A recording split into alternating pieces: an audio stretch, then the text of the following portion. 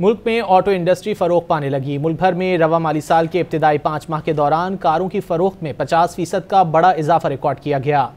मुल्क में कारों की फरोख्त रवा माली साल के इब्तिदाई 5 माह के दौरान 50% से ज़ायद बढ़कर 38,534 यूनिट्स तक जा पहुंची। डॉन अखबार की रिपोर्ट के मुताबिक ये हजम गुज़िश्ता बरस की इसी मुद्दत के दौरान 25,746 यूनिट्स था।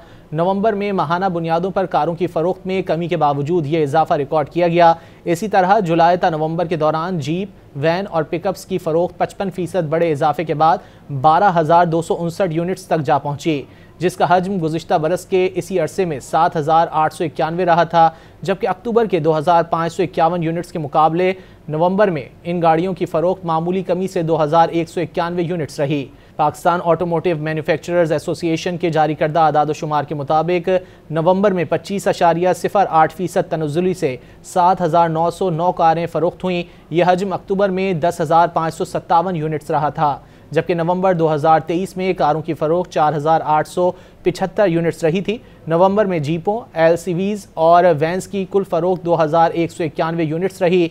यह हजम अक्टूबर में 2,551 यूनिट्स और नवंबर 2023 में 1,600 यूनिट्स रहा था। पामा ने इलेक्ट्रिक गाड़ियों की एक कैटेगरी शामिल की है, जिसके मुताबिक दीवान की इलेक्ट्रिक कार होनरी वी की पैदावार 70 और फरोख्त 63 यूनिट्स रही।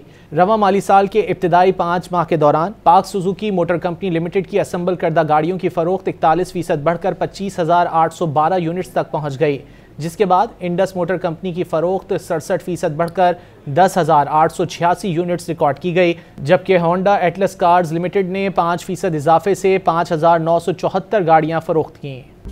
मज़ीद न्यूज़ अपडेट्स और डिजिटल स्टोरीज के लिए सब्सक्राइब करें डॉन न्यूज़ पाकिस्तान।